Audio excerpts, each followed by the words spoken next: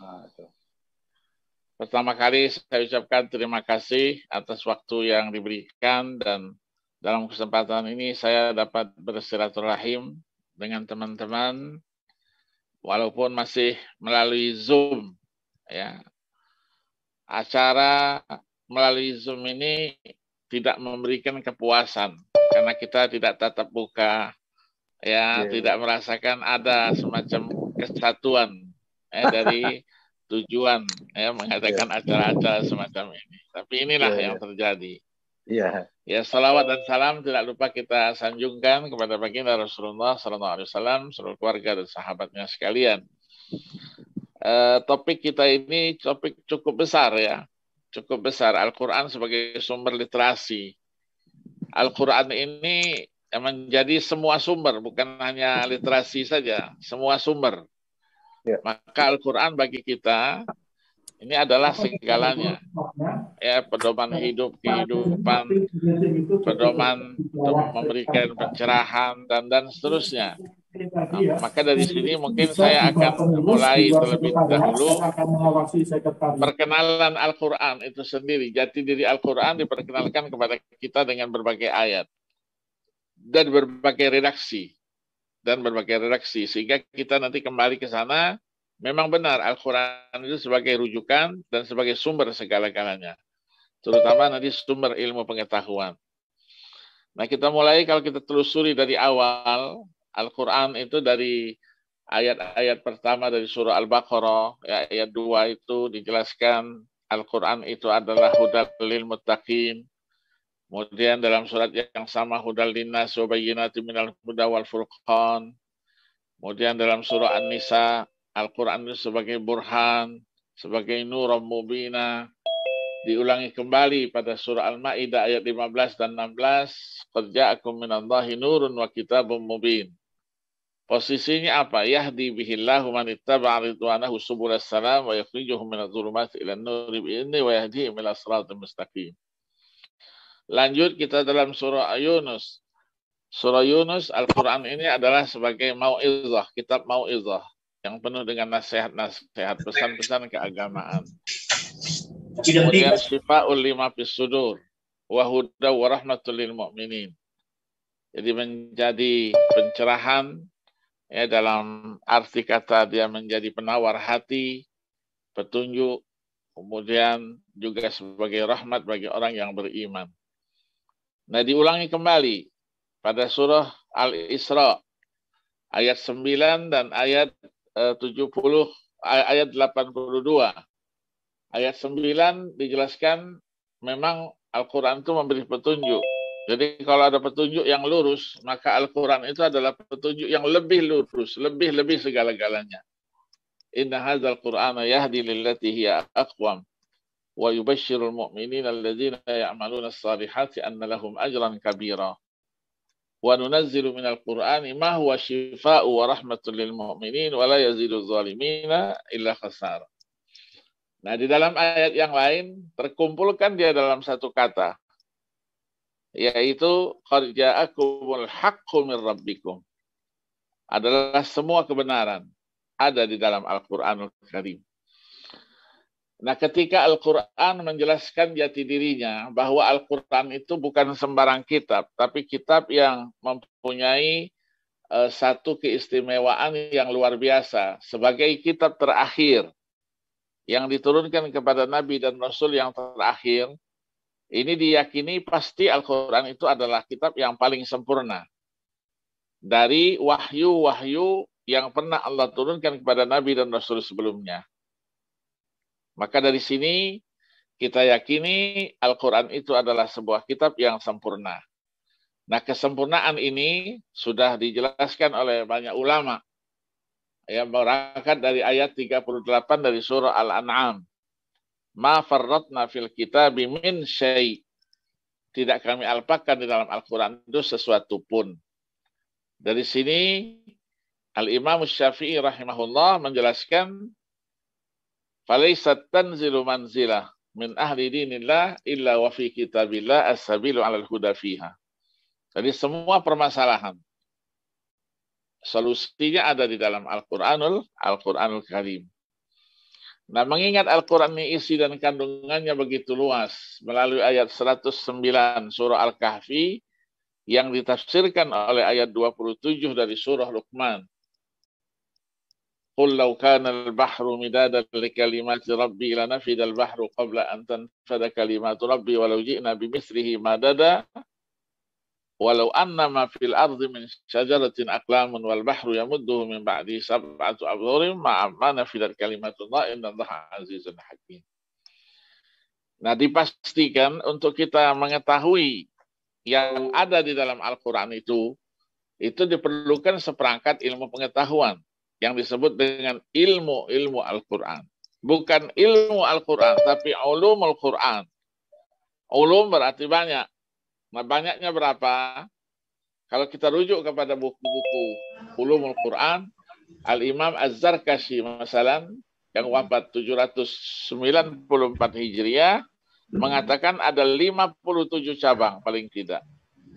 Sampai kepada Imam As-Suyuti yang bedanya hanya 100 tahun. Beliau katakan jumlah ilmu Al-Quran itu sudah menjadi 80 cabang di dalam bukunya Al-Itqan fi Ulumil Quran. Nah, kita ketahui bahwa Al-Quran itu memang tidak merinci semua permasalahan umat, tapi memberikan isyarat-isyarat. Maka dari itu kita sepakati bahwa Al-Quran bukan kitab ilmu pengetahuan, tetapi kitab sumber ilmu pengetahuan. Kenapa? Karena di dalamnya kita temukan semua isyarat-isyarat untuk itu.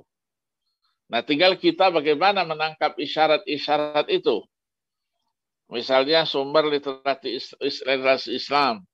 Bagaimana kita menangkap itu? Nah, dari sinilah ya para ulama mengatakan mengingat Al-Quran itu tidak merinci semuanya, maka rincian itu diberikan kepada Nabi SAW. Otoritasnya diberikan oleh Allah Subhanahu wa taala kepada Rasulullah melalui firman-Nya dalam surah An-Nahl ayat 44. Anzalna ilaika dzikra litubayyana lin-nasi ma nuzila ilaihim wa la'allahum yatafakkarun. Nah, inilah yang disebut dengan kemudian Al-Hadits An-Nabawi, Al-Hadits An-Nabawiyah. Yang jumlahnya jelas lebih banyak daripada jumlah ayat-ayat Al-Quranul Karim itu sendiri, yang dihimpun oleh ulama dalam berbagai kitab jenis ya dari kitab-kitab hadis itu. Ada namanya Al-Jami', ada Al-Musnad, ada As-Sunan, ada Mustadrak, Mustakhraj, Muwatta, Atraf, Ajza, Zawaid, dan seterusnya. Yang masing-masing satu jenis saja, itu kita lihat berapa banyak kitab-kitabnya itu. Nah, ini semuanya dapat kita ketahui melalui ilmu hadis tentunya. Maka untuk menjadikan pendekatan kita itu lebih mudah lagi, ada seorang ulama namanya Ibnul Akfani, Muhammad bin Ibrahim bin Sa'id As-Sinjari Al-Ansari, yang wafat 749 Hijriah, membagi ilmu ini menjadi dua. Ada namanya ilmu riwayah, ada ilmu dirayah. Ya, di dalam bukunya Irsyadul Qasid ila Asnal Maqasid, ya, disebutkan bahwa ada ilmu hadis yang riwayah, ada yang dirayah. Nah, yang riwayah itulah yang teks itu. Teks-teks yang kita temukan. Sementara dirayah adalah ilmu yang akan mempelajari teks-teks itu sendiri. Kenapa? Karena dari teks itu merupakan literasi. Ya, teks itu berangkat dari literasi, kemudian literasi itu pada awalnya kita ketahui Al-Quran itu sendiri ditulis. Ya, tidak seperti yang ada sekarang ini. Tulisannya tidak ada titiknya, tidak ada barisnya.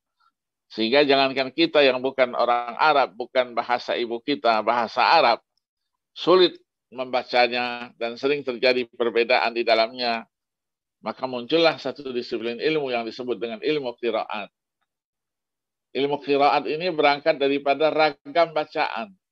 Nah, bacaan itu tentu berangkat dari tulisan, literasi. Nah, tulisan itu ketika tidak diberi tanda-tanda untuk bisa dibaca, maka dia sulit dibaca. Nah, baru pada masa Ali bin Abi Thalib, sebagaimana kita ketahui, memerintahkan seseorang yang bernama Abul Aswad Ad-Du'ali, yang wafat 69 Hijriah. Dipanggil oleh khalifah untuk memberi tanda baca yang sederhana saja. Mengingat Al-Quran itu sudah hafal, ya, sudah dihafal oleh para sahabat. Walaupun banyak para penghafal Al-Quran yang gugur pada peperangan Al-Yamamah tahun 12 Hijriah itu. Tanda baca yang sangat sederhana itu berupa titik. Kalau titiknya satu di atas huruf itu, maka dia suaranya A. Kalau titiknya dua, menjadi suaranya U. Kalau titiknya satu di bawah, maka dia menjadi I. Ini berlanjut sampai dengan hampir 100 tahun. 100 tahun. Sehingga muncullah, ketika muncul namanya Khalil bin Ahmad Al-Farahidi. Khalil bin Ahmad Al-Farahidi yang wafat 170 Hijriah. Beliau mencoba untuk membuat kaedah-kaedah untuk memudahkan kita dalam memahami Al-Quranul Karim. Nah, karena Al-Quran ini kalamullah, maka sehebat apapun seseorang dengan keilmuannya pasti akan mendapatkan kendala di dalam memahami firman-firman Allah itu sendiri. Maka tanda baca disempurnakan, kaedah-kaedah bahasa Arab juga dibuat.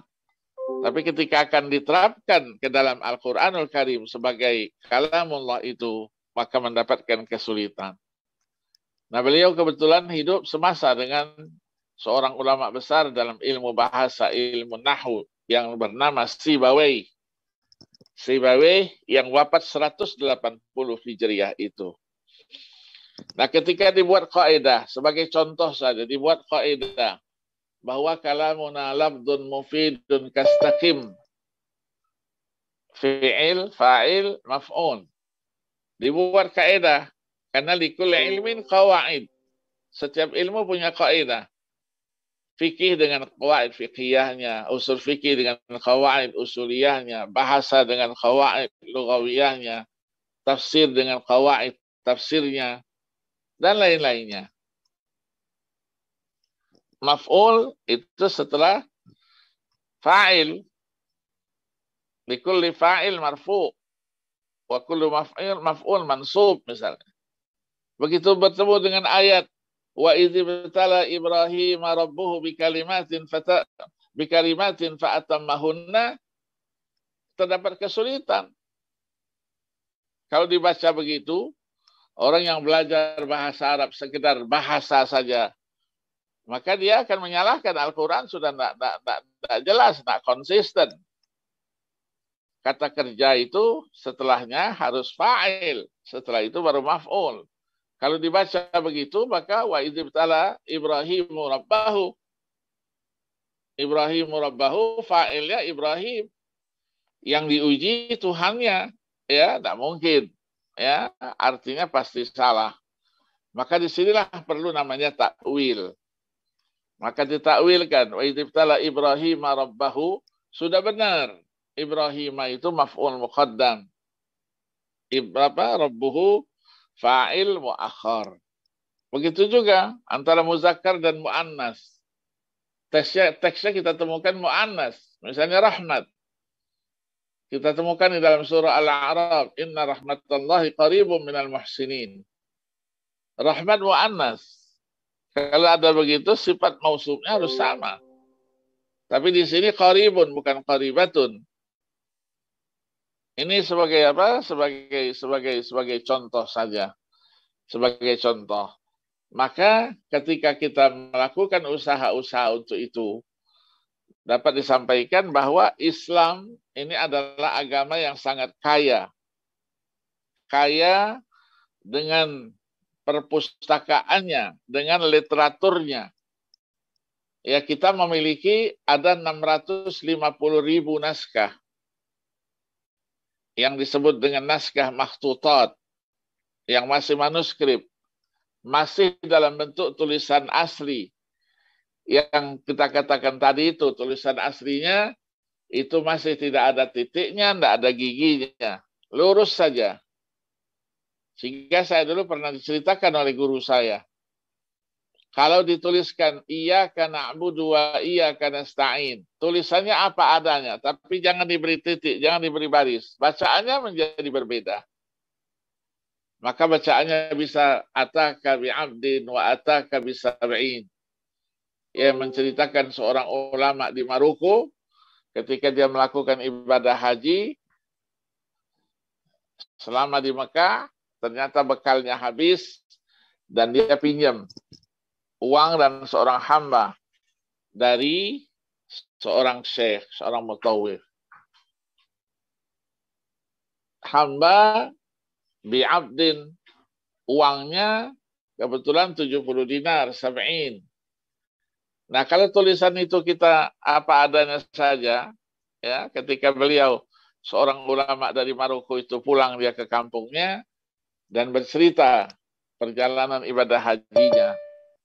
Ternyata ketika dia menceritakan itu ada seorang preman yang bersama-sama di situ untuk mencari informasi, ya, apa yang terjadi pada seorang syekh ini. Ternyata beliau katakan, saya selama di sana ada kekurangan dana. Maka saya pinjam dana itu dari seorang syekh, jumlahnya 70 dinar dan seorang hamba. Si preman mulai berpikiran yang tidak sehat, tidak baik. Kalau begitu, nanti pada tahun depan saya yakin syekh ini orangnya sibuk, nggak mungkin dia akan berangkat haji. Nah, dia katakan, saya tahun depan insya Allah akan haji kepada si mutawif. Itu akan saya lunasi itu.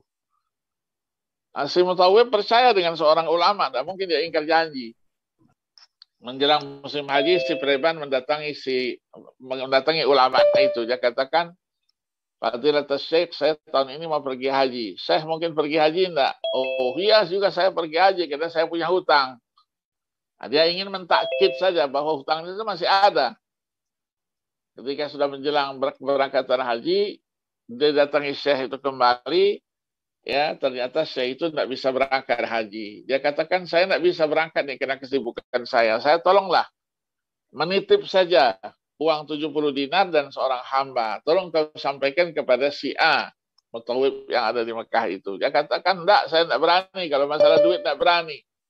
Pura-pura dia tidak berani. Saya masalah uang tidak berani. Kalau yang lain oke lah gitu. Dipaksa-paksa akhirnya dia terima juga, ya, untuk menguatkan saja bahwa syekh itu memang akan menitip sesuatu kepadanya. Akhirnya diterima amanah itu. Nanti dia terus mengatakan, tolong supaya saya mudah menyerahkan ini kepada mutawif itu, tolong tuliskan sepucuk surat.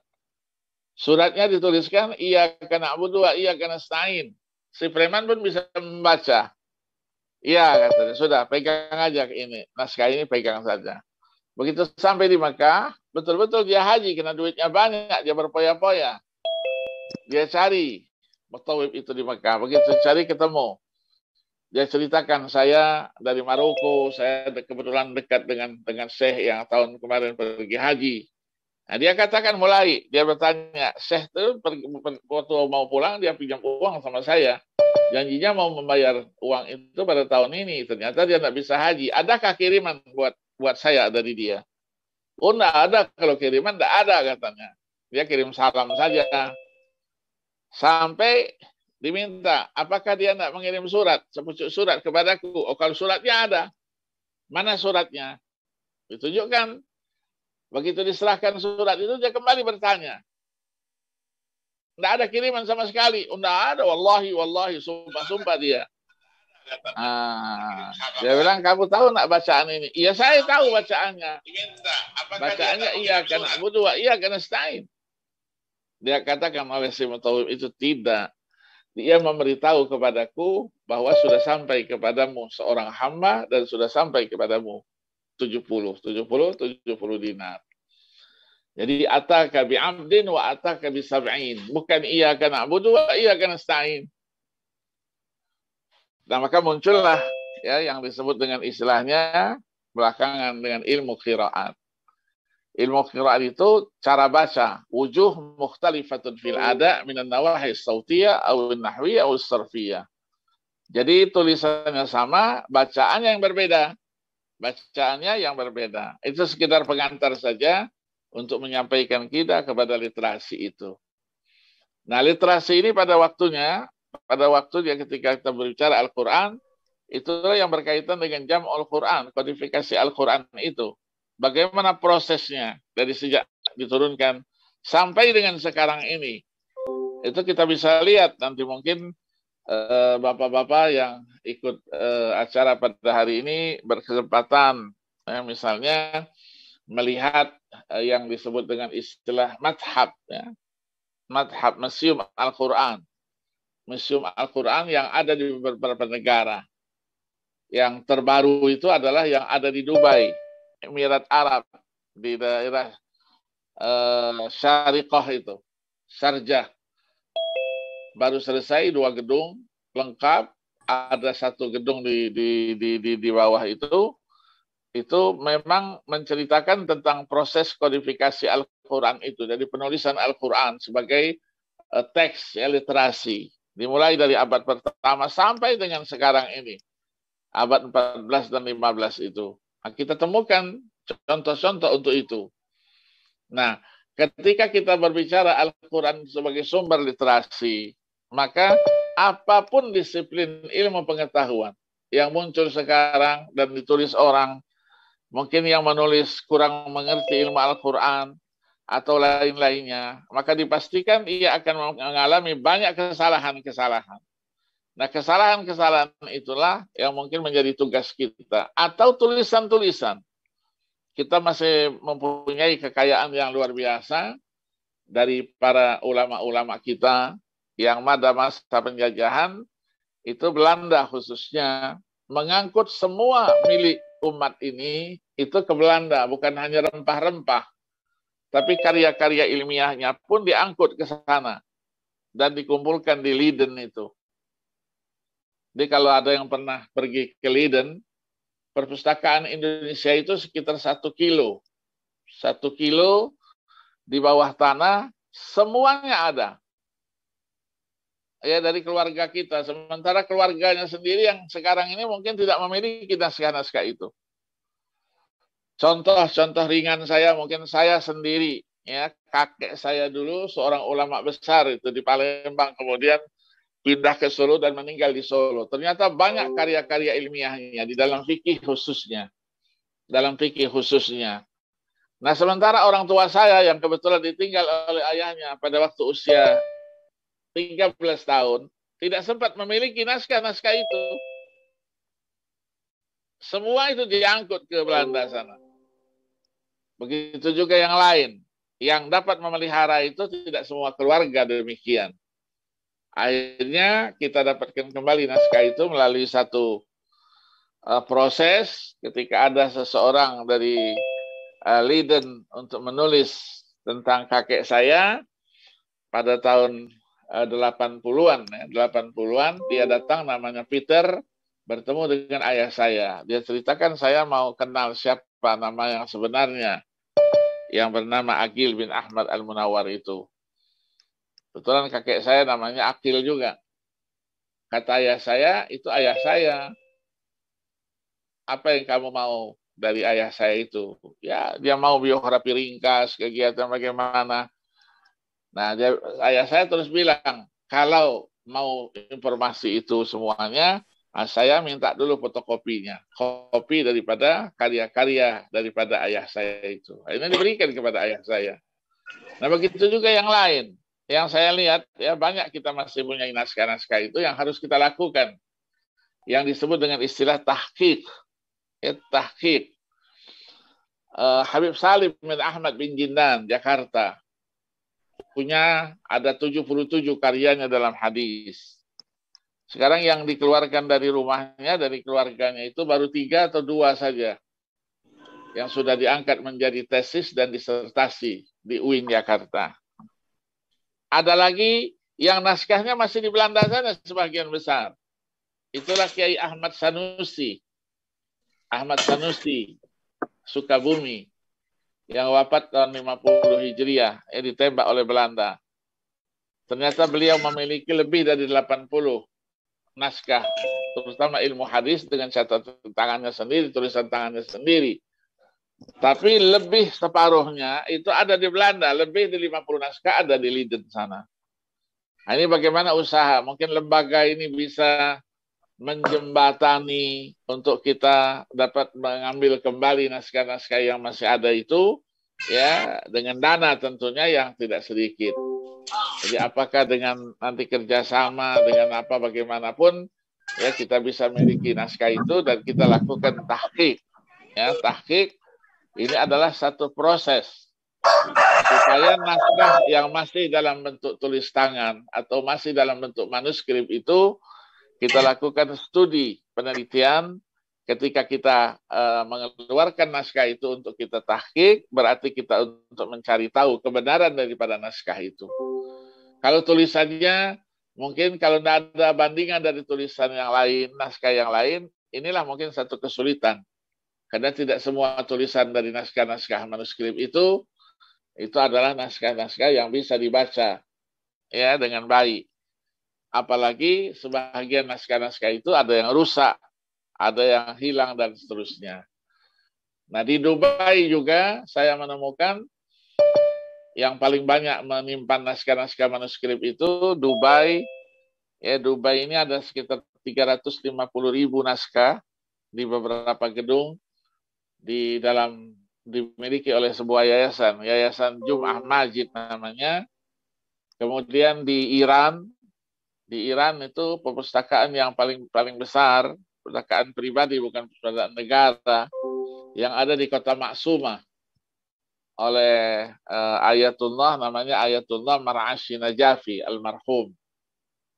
Sekarang anaknya pun sudah almarhum, Ahmad namanya. Saya pernah ke sana, itu 9 lantai dibangunkan oleh Ayatullah Al-Khumaini. Nah, begitu juga di tempat-tempat lain, perguruan-perguruan tinggi di Arab Saudi terutama itu sangat perhatian terhadap naskah-naskah itu. Ya, harus dimiliki. Nah, kita belum mengarah ke sana kita. Naskahnya belum ada, alat untuk membacanya pun belum ada. Tapi dalam kajian itu kita dibantu oleh PDF-nya itu.